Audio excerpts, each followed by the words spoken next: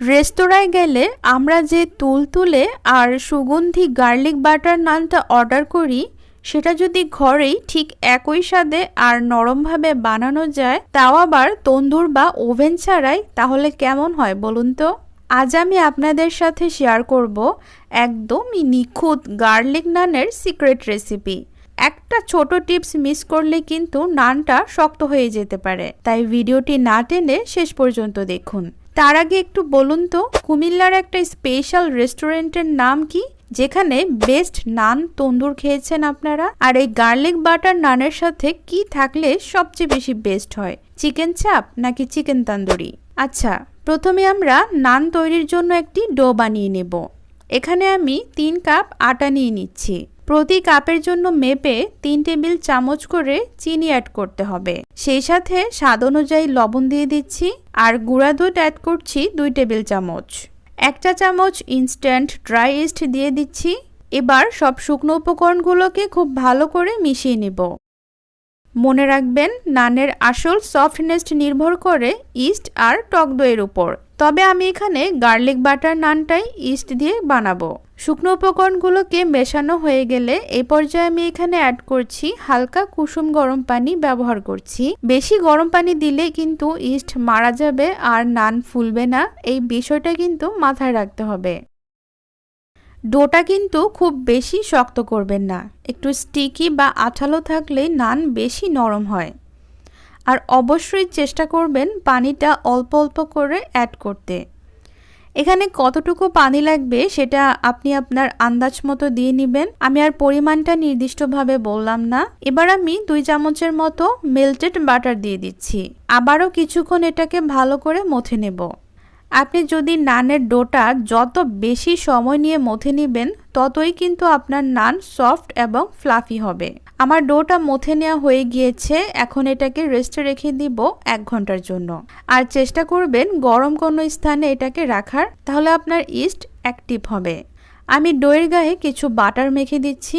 তো দর্শক, 1 ঘন্টা পর ফিরে আসলাম। দেখুন নানের ডোটা কতটা ফুলে ডাবল হয়ে গিয়েছে। এই ডোটা ফুলে ডাবল হওয়াটাকেই কিন্তু বলা হয় ইস্ট অ্যাক্টিভ হওয়া। আপনি যদি ভালো মানের ইস্ট ব্যবহার করেন, তাহলে আপনার নান অথবা তন্দুরের ডো পারফেক্ট হবে। আমি ডোটা আবারও কিছুক্ষণ মথে নিচ্ছি, এর ভেতরে থাকা বাবলসগুলো বেরিয়ে আসবে। এখন যতটা নান তৈরি করতে চান ঠিক ততটাই লেচি কেটে নেবেন। আমার এখানে প্রায় 6টার মতো লেচি হয়েছে। এবার আমি এগুলোকে গোল গোল শেপ দিয়ে নেব। প্রতিটা ডো গোল শেপ দেওয়া হয়ে গেলে আমি আবারও 10 মিনিট এটাকে রেস্টে রেখে দেব। তারপর আমি রুটির মতো করে বেলে নেব। 10 মিনিট পর দেখুন ডোটা আরেকটু ফুলে অ্যাক্টিভ হয়েছে। এখন এটা বেলে নেওয়ার জন্য একদমই পারফেক্ট। আমি একটা লেচি নিয়ে শুকনো আটা ছিটিয়ে দিয়ে রুটিটা বেলে নিচ্ছি। এবার সেই জাদুকরি মিক্সটা তৈরির পালা। বাটারের সাথে মিহি রসুন কুচি আর 1 মুঠো টাটকা ধনেপাতা, আমি আগে থেকেই এগুলো রেডি করে রেখেছি। এই মিশ্রণটার গন্ধে আপনার রান্নাঘর এখনই মৌমৌ করবে। লেচিগুলো বেলার সময় খেয়াল রাখবেন যেন খুব বেশি পাতলা না হয়। ওপরে একটু রসুন কুচি চেপে দিচ্ছি যাতে দেখতে একদমই দোকানের মতো লাগে। হালকা চেপে বেলে নিচ্ছি। আর রুটির যে পাশটা প্যানে লাগানো থাকবে, সেই পাশটা লবণ পানি মেশানো পানিটা দিয়ে স্প্রেড করে দিচ্ছি। এবার ভেজে নেওয়ার পালা। আপনারা সবাই আমার তন্দুরি রুটির ভিডিও, হাঁড়িতে বানানোর ভিডিওটা বেশি পছন্দ করেছিলেন, তাই আমি গার্লিক বাটার নানটাও চেষ্টা করেছি হাঁড়িতে বানিয়ে দেখানোর জন্য। আমরা যেহেতু হাঁড়িতে বানাচ্ছি, তাই চুলার আঁচটা রাখতে হবে মিডিয়াম টু হাই। দেখুন কেমন সুন্দর বুদবুদ করে উঠতে শুরু করেছে। ঠিক এই পর্যায়ে হাঁড়িটা উল্টে দিয়ে আগুনের শিখায় সরাসরি একটু সেঁকে নিচ্ছি। এতে সেই স্মোকি বা পোড়া ভাবটা আসবে যা আমরা রেস্তোরাঁয় দেখি।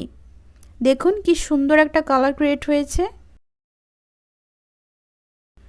নামানোর সাথে সাথেই ওপর থেকে বাটারটা লাগিয়ে দিচ্ছি, আর দেখার সৌন্দর্যের জন্য দিচ্ছি কিছু হোয়াইট সিসিম। দেখুন কতটা নরম আর লোভনীয় হয়েছে। এই নানটা চিকেন কারি বা পনিরের সাথে জাস্ট জমে যাবে। আমি বাকি সবগুলোই নান সেম প্রসেসে বানিয়ে নিয়েছি। বাসায় ট্রাই করে আমাকে জানাতে ভুলবেন না কেমন হলো। আর ভিডিওটি ভালো লাগলে পান্নার পাকশালাকে সাপোর্ট করতে লাইক আর সাবস্ক্রাইব করে পাশেই থাকবেন। তাহলে আজকের মতো বিদায় নিচ্ছি। সেই পর্যন্ত সবাই ভালো থাকবেন, সুস্থ থাকবেন। আল্লাহ হাফেজ।